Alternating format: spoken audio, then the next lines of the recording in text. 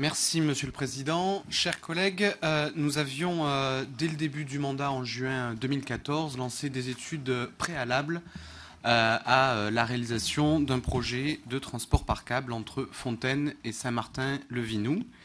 Et par la délibération du 3 juillet 2015, le Conseil métropolitain avait entamé, cette fois-ci, sur la base des études que nous avions réalisées, une concertation préalable avec la population et l'ensemble des acteurs du territoire. Ce qu'il vous est proposé aujourd'hui, c'est de délibérer sur le bilan de cette concertation qui s'est tenue en octobre et novembre dernier et sur les suites que nous souhaitons donner à cet échange avec les acteurs du territoire. Plus de 800 personnes se sont mobilisées lors de cette concertation. 3 ateliers publics se sont tenus. Des registres, de manière plus traditionnelle, ont été évidemment mis à disposition dans les communes concernées et au siège de la métropole et de Métro Mobilité. Et nous avons choisi par ailleurs d'utiliser un nouvel outil de data visualisation pour mobiliser le public aussi par le biais d'Internet et des réseaux sociaux. Ceci a été une réussite puisque près de la moitié des personnes qui ont participé à la concertation l'ont fait par le biais de ces nouveaux outils de concertation publique. Et je veux ici remercier encore Marie-Josée Sala pour sa détermination et l'inventivité des services et de la vice-présidente pour cette concertation. Les acteurs économiques se sont montrés très enthousiastes, à la fois sur l'enjeu de déplacement que représente ce projet de transport par câble, que ce soit les acteurs de la presqu'île scientifique, la Chambre de commerce et d'industrie ou de nombreux entrepreneurs, mais aussi car ils y voient un enjeu d'attractivité économique, un enjeu de dynamisme territorial, de marque territoriale, pour reprendre les mots de certains. Les objectifs de ce projet sont déjà partagés, relier les lignes de tram A, B et E entre elles pour faciliter les correspondances et agir sur la congestion dans l'entrée nord-ouest de notre agglomération. Si nous voulons décongestionner l'entrée nord-ouest de notre agglomération, il nous faudra agir sur tous les fronts, pragmatiquement, agir sur tous les modes pour gagner les 10% de voitures en moins qui permettraient d'avoir une circulation fluide. 10% de voitures en moins, c'est agir sur le covoiturage, c'est renforcer les modes de transport en commun, c'est permettre d'éviter de devoir transiter par le centre-ville de Grenoble et conforter l'agglomération multipolaire que nous voulons construire, aussi à travers les projets urbains de ce secteur, les anticiper, les relier entre eux. Je pense à la presqu'île scientifique, au parc d'Oxford, au projet Porte du Vercors ou au projet de l'Esplanade. Nous avions choisi pour cette concertation, au-delà de la méthode, d'avoir un temps d'échange de vérité avec 2 scénarios de transport. Un scénario par câble, j'y reviendrai, et un scénario par bus. Un scénario par câble estimé à 54 millions d'euros d'investissement nécessaire. Un scénario par bus sur un trajet similaire, nécessitant 32 millions d'euros d'investissement. 32 millions d'euros pour le bus, sans garantie d'une même qualité de service que celle que le câble offre. Avec le câble, une autre garantie, celle d'apport financier extérieur de la part de l'État, de la région Rhône-Alpes et de l'Europe pour permettre de contribuer à la réalisation financière du projet. La concertation a été très claire. Une préférence quasiment consensuelle pour le scénario par câble plutôt que le scénario par bus soutenu par très peu d'acteurs. Le scénario par câble est apprécié, je l'ai dit, pour son attractivité à l'échelle territoriale, pour sa fiabilité, pour sa rapidité. Je ne reviendrai même pas sur les enjeux environnementaux et climatiques auxquels il permet en partie de répondre. La concertation a révélé des points de vigilance.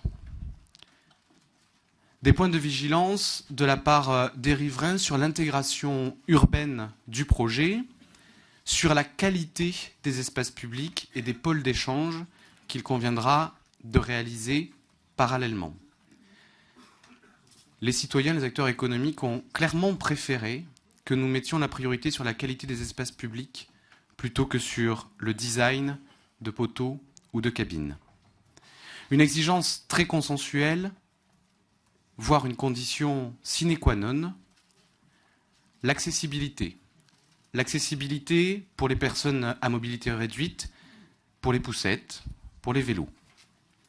Une volonté forte, celle d'un même niveau de service que sur le tramway. Nous avions pris l'engagement, avant la concertation, d'un ticket unique permettant d'utiliser l'ensemble du réseau, dont le câble, en cas de réalisation. Nos concitoyens ajoutent la volonté d'une même plage horaire de service que le tramway, d'une même qualité en termes d'accessibilité et de confort. Sur la question de l'automatisation des stations, qui était une option mise au débat, les avis exprimés ne sont pas tranchés favorablement ou défavorablement. Il y a par contre une exigence forte de garantir d'une manière ou d'une autre la sécurité, la tranquillité publique des stations du câble. Une volonté très forte aussi s'est exprimée pour l'une des options que nous avions soumises au débat, qui consiste à la réalisation d'une nouvelle station de tram à Fontaine-la-Poya, de manière à faciliter justement l'échange entre le tramway et le métro-câble. Je vous ai indiqué les points de vigilance ou les préférences claires exprimées lors de la concertation. Nous devons aussi entendre les attentes fortes qui se sont exprimées. Les attentes fortes, c'est celle d'une modération du coût et d'un choix rationnel d'usage de l'argent public. Le questionnement a été réel sur la nécessité de commencer par ce projet ou un autre au vu des capacités financières des collectivités.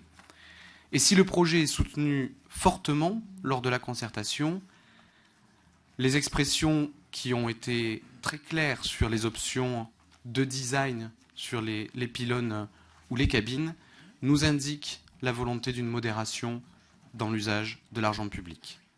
Nous devrons le prendre en compte puisque certaines options avaient été indiquées dans la concertation avec la vérité de leur coût pour avoir ce dialogue mature avec nos concitoyens. Une attente forte aussi de comprendre mieux la priorisation que la métropole faisait sur les différents projets structurants en termes de déplacement. Et c'est la raison pour laquelle il vous est proposé, concomitamment à l'approbation du bilan de la concertation, de confier au président de la métropole le soin de demander au président du syndicat mixte de transport en commun de relancer le plan de déplacement urbain de l'agglomération grenobloise. Nous en avons d'ores et déjà débattu au syndicat mixte hier.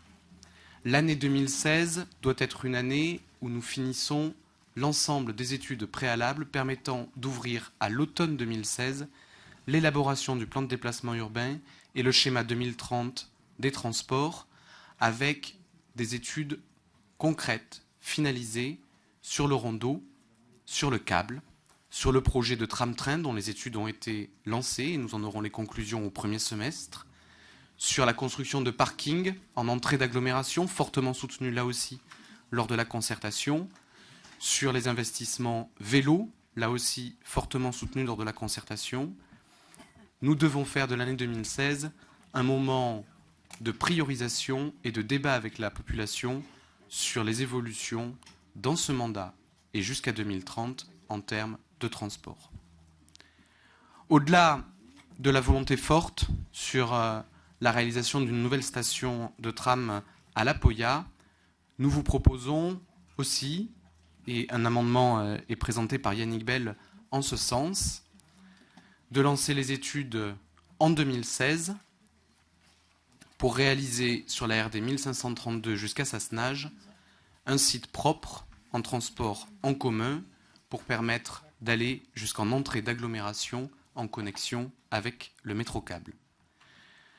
Mes collègues, la délibération nous invite à approuver le bilan de la concertation avec la satisfaction que nous pouvons avoir au débat mature qui s'est exercé sur un projet dont d'aucuns estimaient qu'il serait tant décrié, il ne l'a pas été, et de prendre en compte des études complémentaires pour intégrer les éléments forts issus de la concertation que nous vous avons présentée et de lancer dès 2016 l'élaboration de notre plan de déplacement urbain.